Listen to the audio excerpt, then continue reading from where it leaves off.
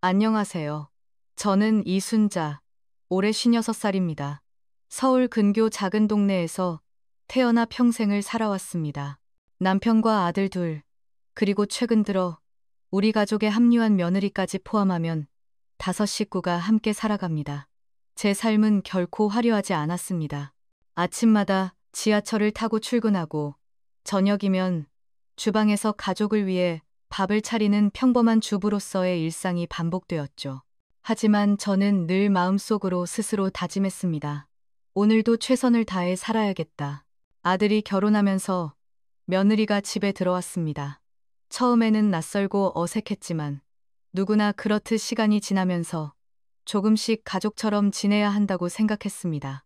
그런데 그 며느리가 저 앞에서 돈 자랑을 하기 시작했을 때 저는 말문이 막혔습니다. 단순한 자랑이 아니라 마치 제가 살아온 삶과 가치를 무시하는 듯한 말투와 행동이었습니다.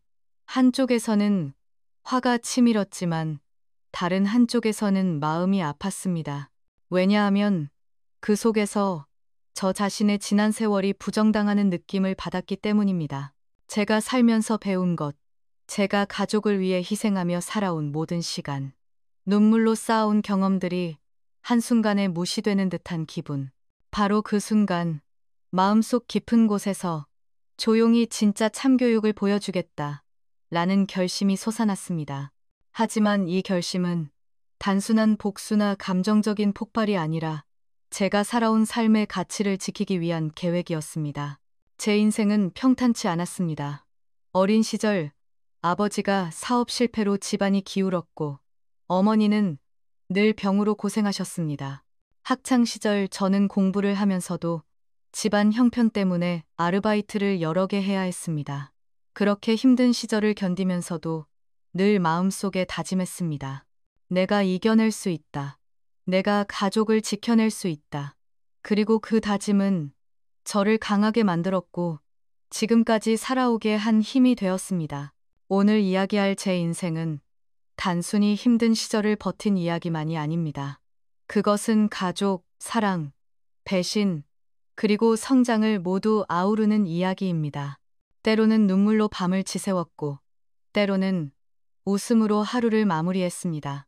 그리고 이제 저 며느리 앞에서 제가 선택한 길이 어떤 결과를 가져왔는지 그 과정을 여러분과 나누고 싶습니다. 제가 겪은 이야기는 흔히 있는 가족 이야기처럼 보일 수 있습니다. 하지만 그 속에 담긴 조용하지만 강력한 결단, 그리고 삶의 철학은 누구에게나 공감을 줄 수 있을 것입니다. 돈 자랑으로 저를 무시한 며느리에게 제가 보여준 참교육은 단순한 복수가 아니라 삶의 가치와 존엄을 지키는 싸움이었습니다. 지금부터 저는 여러분을 제 과거와 현재, 그리고 선택의 순간으로 안내하려 합니다. 눈앞에 펼쳐지는 장면들은 평범한 일상 같지만 그 안에는 수많은 감정과 갈등, 그리고 삶의 지혜가 숨겨져 있습니다. 함께 저의 이야기를 따라가며 때로는 웃고, 때로는 눈물 짓고, 마지막에는 작은 희망을 발견하게 되실 겁니다. 제가 어릴 적 우리 집은 늘 좁고 어두웠습니다. 서울 근교의 낡은 단층 주택, 오래된 기와 지붕 아래에서 저는 형과 함께 자랐습니다. 아버지는 작은 철물점을 운영하셨지만 사업은 늘 적자를 면치 못했고 집안 살림은 언제나 곤궁했습니다. 한 달에 들어오는 돈은 20만 원을 넘기기 힘들었고 그 돈으로 식비, 전기세, 학비를 모두 감당해야 했습니다. 저녁이면 밥상 위에 놓인 반찬은 늘 소박했습니다. 김치 한 접시, 달걀 2개, 그리고 국물 조금이 전부였습니다. 형과 저는 배가 고파도 말없이 식사를 마쳤습니다. 어머니는 그런 저희를 바라보며 안쓰럽게 미소 지으셨지만 그 미소 뒤에는 늘 깊은 한숨이 숨어 있었습니다. 학교에서는 공부와 아르바이트를 병행해야 했습니다. 초등학교 5학년 때부터 주말이면 근처 빵집에서 빵을 포장하거나 청소를 했습니다. 한 봉지 0원짜리 빵을 20봉지씩 포장하면서 하루 0원을 벌었지만 그것조차도 생활비의 보탬이 되었습니다. 형은 이미 중학교에 들어가면서 공장에서 일하기 시작했고, 저는 집안일과 학교, 그리고 아르바이트를 모두 책임져야 했습니다. 그때 저는 늘 마음속으로 다짐했습니다. 언젠가 이 고생을 끝낼 수 있는 날이 올 거야. 절대 포기하지 않아. 가장 힘들었던 순간은 아버지가 사업 실패로 집을 담보로 은행에서 돈을 빌렸을 때였습니다. 500만 원이 넘는 빚이 남았고 매달 이자를 갚느라 아버지는 날마다 새벽부터 밤늦게까지 일하셨습니다. 그 모습을 지켜보며 저는 마음이 무너졌습니다. 아버지, 조금만 쉬세요. 속으로 외쳤지만 입 밖으로는 아무 말도 나오지 않았습니다. 그때부터 저는 스스로 책임감을 배우기 시작했습니다. 가족을 지켜야 한다는 부담이 어린 마음을 꽉 채웠습니다. 중학교 시절 형은 갑작스러운 사고로 병원에 입원하게 되었습니다. 수술비와 치료비로 300만 원 이상이 필요했지만 우리 집엔 그런 돈이 없었습니다. 저는 아르바이트를 2배로 늘리고 학교 점심도 거의 먹지 않으며 형의 병원비를 모았습니다. 손에 닳도록 봉투를 접어 모은 50만 원이 첫 번째 성과였습니다. 어머니는 눈물을 글썽이며 저를 바라보셨고, 그때 처음으로 제가 가족에게 필요한 존재라는 사실을 깨달았습니다. 하지만 동시에 마음 한쪽에는 늘 두려움이 있었습니다. 이렇게 살아도 우리는 언제까지 버틸 수 있을까?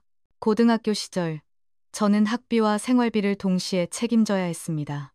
하루는 8시간 아르바이트 후 학교에서 공부를 하고 집에 돌아와 저녁 식사를 준비했습니다.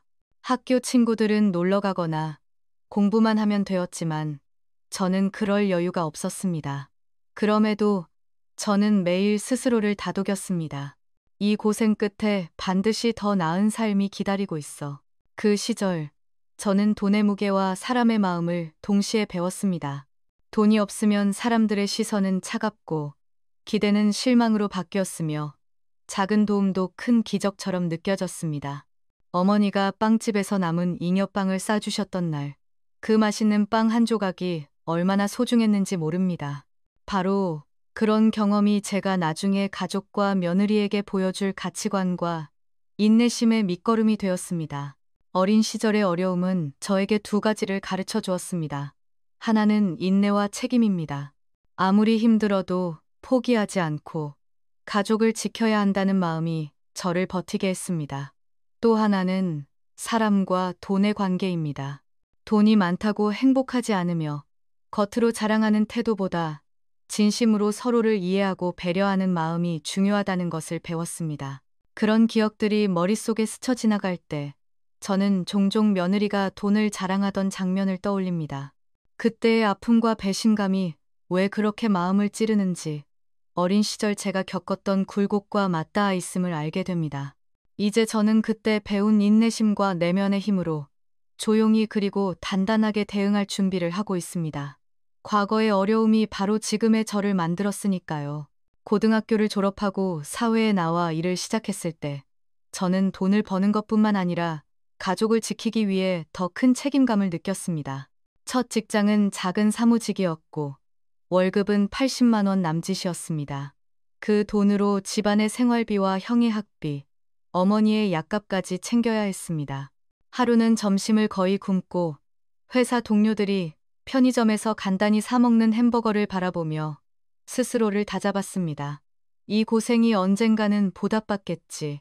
결혼 후 남편과 함께 살림을 꾸리면서 저는 가족을 위한 희생을 더 깊이 체감했습니다. 아들이 태어나고 나서는 잠을 거의 못 자고 하루 종일 아이를 돌보면서 집안일을 해야 했습니다. 남편은 회사 일 때문에 바쁘고 저는 집안의 모든 것을 혼자 책임지는 상황이 반복되었습니다. 그러나 저는 한순간도 후회하지 않았습니다. 아들을 위해, 남편을 위해, 그리고 제 자신에게도 내가 할 수 있는 최선을 다하자고 다짐했습니다. 특히 아들이 학원에 다닐 때는 학원비와 생활비를 동시에 마련해야 했습니다. 1개월 학원비가 40만 원이었는데 저희 월급과 아르바이트를 합쳐야만 겨우 마련할 수 있었습니다. 때로는 지하철을 타고 1시간 이상 걸려 아르바이트를 하고 저녁에는 아이에게 공부를 가르쳤습니다. 그런 밤이면 손목은 저리고 눈은 피곤했지만 아이가 숙제를 끝내고 엄마 고마워요라고 말할 때면 모든 피로가 사라지는 기분이었습니다. 어느 날 밤 아들이 잠들고 저는 부엌에서 설거지를 하고 있었습니다. 남편은 아직 퇴근하지 않았고 집안은 고요했습니다. 그때 문득 스스로에게 물었습니다. 나는 이 모든 것을 왜 하는가? 대답은 간단했습니다. 가족을 사랑하기 때문이고 내가 할 수 있는 한 최선을 다해야 하기 때문이다. 그 순간 희생이라는 것이 단순한 고통이 아니라 사랑의 표현임을 깨달았습니다. 하지만 저의 헌신과 사랑이 항상 인정받는 것은 아니었습니다. 며느리가 집에 들어오면서 상황은 달라졌습니다. 그녀는 돈과 물질을 강조하며 제가 살아온 삶의 가치와 경험을 경시하는 듯한 태도를 보였습니다. 처음에는 그저 기분이 상하는 정도였지만 점점 그 말과 행동이 저를 깊은 상처로 몰아넣었습니다. 내가 이렇게 살아왔는데 왜 이렇게 무시를 당해야 하는가? 라는 생각이 머릿속을 맴돌았습니다. 그럼에도 저는 화를 겉으로 표현하지 않았습니다. 오히려 내면에서 조용히 계획을 세우기 시작했습니다. 이것은 단순한 복수가 아니라 제가 살아온 세월과 가치, 그리고 가족을 지키기 위한 참교육이 될 것이었습니다. 저는 며느리에게 즉각적으로 대응하는 대신 가족을 위한 희생과 사랑을 통해 스스로를 단단하게 만들기로 마음먹었습니다. 예를 들어 아들이 학교에서 필요한 물품이나 학습 자료가 부족할 때 저는 늘 먼저 챙겼습니다. 작은 문구류부터 새 책가방, 컴퓨터용 소프트웨어까지 모든 것을 제가 마련했습니다. 남편이 무심코 지나치는 비용이나 사소한 불편함까지 제가 해결하면서 가족은 자연스럽게 제 헌신을 느끼게 되었습니다. 그리고 그 과정에서 저는 한 가지 중요한 사실을 깨달았습니다. 진정한 힘과 존중은 말이 아닌 행동에서 나온다는 것입니다. 밤마다 혼자 부엌에 앉아 차 한 잔을 마시며 오늘 하루를 되돌아보는 순간 저는 스스로를 격려했습니다. 순자야, 지금의 모든 희생은 결코 헛되지 않아. 언젠가 너의 삶이, 네가 지켜온 가족이 그 가치를 알아줄 거야. 그렇게 스스로에게 약속하며 저는 마음속으로 조용한 계획을 다짐했습니다. 그 계획은 단순히 며느리를 혼내기 위한 것이 아니었습니다. 그것은 제가 살아온 삶의 의미와 가치를 지키고 가족에게 진정한 사랑과 헌신이 무엇인지 보여주기 위한 것이었습니다. 과거의 어려움과 희생이 없었다면 지금의 이 결심도 조용한 참교육의 힘도 존재하지 않았을 것입니다. 며느리와의 갈등은 결코 작은 것이 아니었습니다.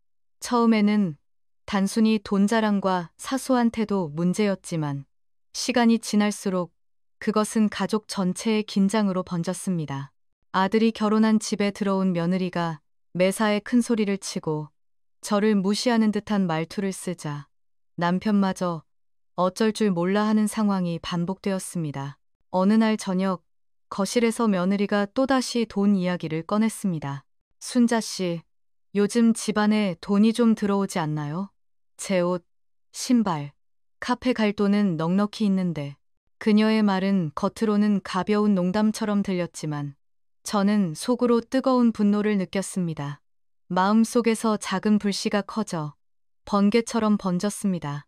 그 순간 저는 차분히 숨을 고르고 며느리에게 직접적으로 맞서기보다 조용하지만 결정적인 행동을 계획했습니다. 며느리는 매번 손님 앞에서 또는 가족 앞에서 제 지난 삶과 재정 상태를 언급하며 자랑하곤 했습니다. 저는 처음에는 참았습니다. 말없이 웃고 집안일을 묵묵히 하며 내적 평화를 유지하려 했습니다. 하지만 어느 날 며느리가 친구들을 데리고 집에 오면서 일이 터졌습니다. 거실 한켠에서 그녀는 100만 원 상당의 새 가방과 최신 스마트폰을 자랑하며 이렇게 말했습니다. 이거 다 제가 벌어서 산 거예요. 순자 씨, 이제 이런 시대에 살아요. 옛날처럼 힘들게 사는 건 의미 없죠. 그 순간 저는 잠시 숨이 막히는 느낌을 받았습니다. 마음속 깊은 곳에서 오래 쌓아온 분노와 실망, 그리고 상처가 동시에 폭발했습니다. 하지만 저는 울거나 화를 내지 않았습니다. 오히려 마음속에서 조용하지만 치밀한 계획이 완전히 자리 잡았습니다. 며느리가 친구들과 떠드는 동안 저는 가족들을 한쪽으로 불러 조용히 이야기를 시작했습니다. 여러분, 우리는 돈으로만 행복을 판단하지 않습니다. 중요한 건 마음과 노력, 그리고 서로에 대한 존중입니다. 말은 차분했지만 그 안에는 지난 수십 년간의 인내와 희생, 그리고 사랑의 무게가 담겨 있었습니다. 가족들은 제 눈빛에서 느껴지는 진심을 보고 잠시 숨을 죽인 채 저를 바라보았습니다. 며느리는 처음에는 당황하며 시선을 피했지만 저는 그 순간 행동으로 메시지를 전달하기 시작했습니다. 주방에서 작은 요리 대회를 열어 제가 직접 만든 음식으로 손님들을 대접하고 동시에 가족 모두가 작은 금액이라도 모아 기부하는 활동을 제안했습니다. 며느리는 처음에 흥미를 보이지 않았지만 차근차근 참여하게 되면서 조금씩 태도가 달라지기 시작했습니다. 그 과정에서 저는 마음속 깊은 곳의 감정을 마주했습니다. 분노, 배신감, 상처. 하지만 동시에 깨달았습니다. 진정한 힘은 상대를 무너뜨리는 것이 아니라 자신이 살아온 길과 가치를 지키는 것이라는 사실을요. 며느리가 아무리 돈과 거칠애로 자랑을 해도 제가 가족을 위해 쌓아온 헌신과 사랑은 결코 무시당하지 않는다는 것을 보여주기로 결심했습니다. 가장 극적인 순간은 며느리가 가족 모임 중 저를 공개적으로 무시하며 큰 소리를 친 날이었습니다. 이제 시대가 변했어요. 옛날 사람들은 힘들게 살아도 의미가 없죠. 순자 씨, 그렇게 살아봐야 아무 소용 없어요. 그때 저는 천천히 자리에서 일어나 한마디를 했습니다. 그렇다면 제가 살아온 모든 날들은 무의미했겠군요. 하지만 저는 그 모든 날을 후회하지 않습니다. 그리고 이제 조용히 진짜 참교육을 시작합니다. 그 말과 함께 저는 그동안 숨겨왔던 계획을 실행했습니다.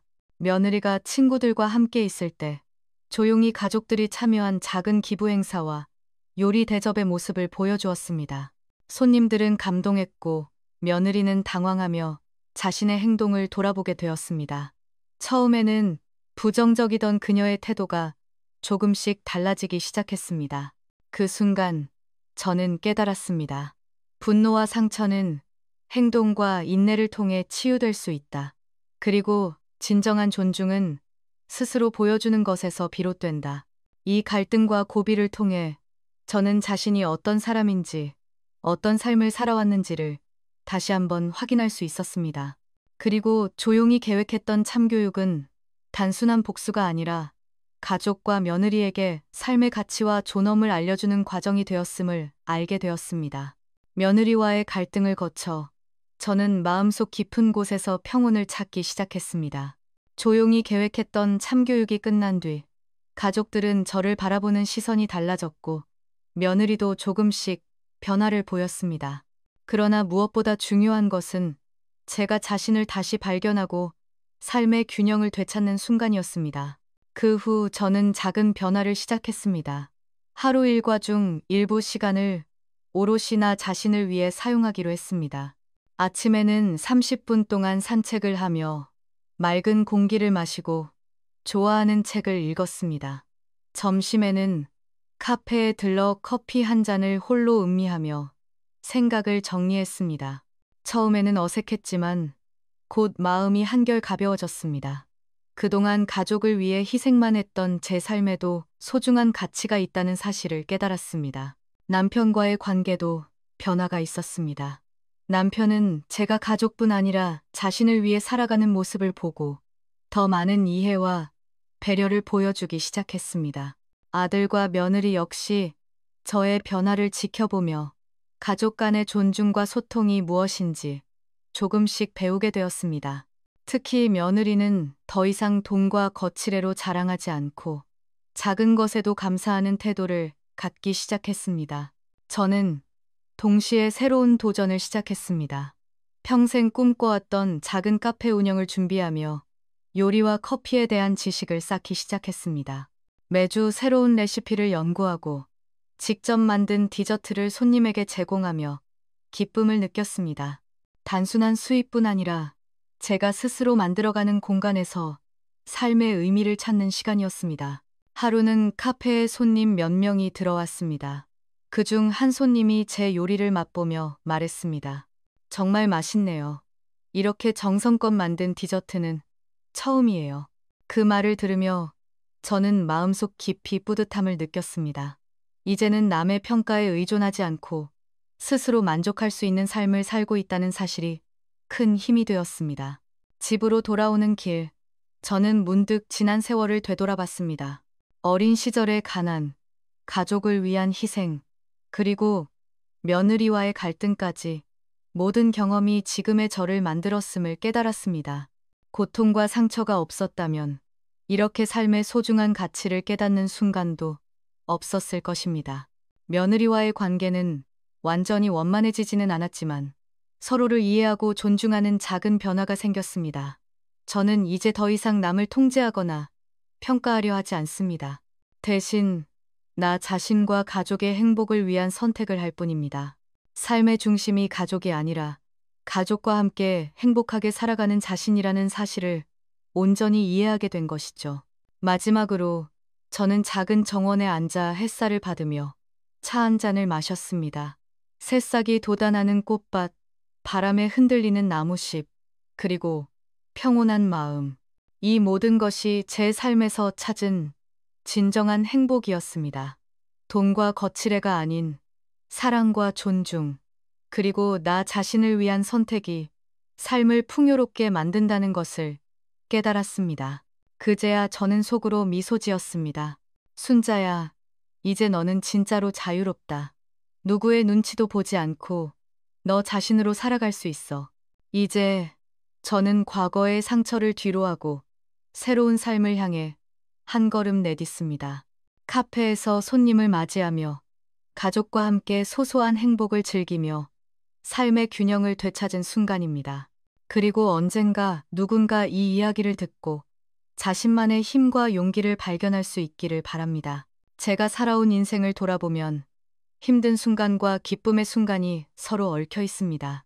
어린 시절, 가난과 고생, 가족을 위한 희생, 그리고 며느리와의 갈등까지 모두 제 삶의 일부였고 결국 저를 단단하게 만든 경험들이었습니다. 중요한 것은 외부의 평가나 돈이 아닌 내가 스스로 선택한 삶, 내가 지켜온 가치입니다.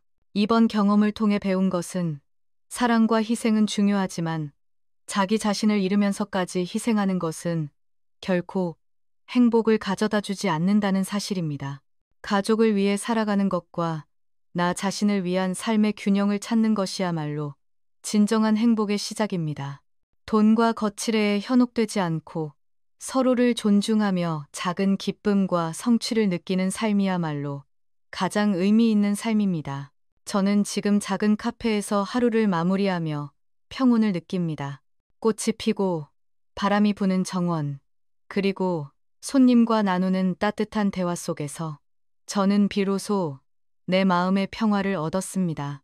과거의 상처와 아픔은 이제 제 성장의 밑거름이 되었고 가족과의 관계는 서로 이해와 존중 속에서 천천히 회복되고 있습니다.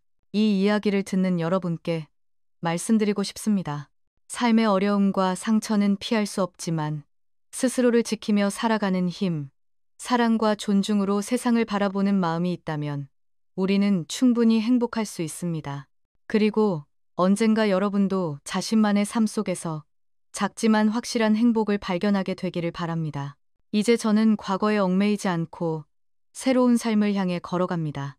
누구의 눈치도 보지 않고 나 자신과 가족을 위한 선택을 하며 살아가는 순간순간이 진정한 자유임을 알기에 오늘도 저는 미소 지으며 하루를 마무리합니다.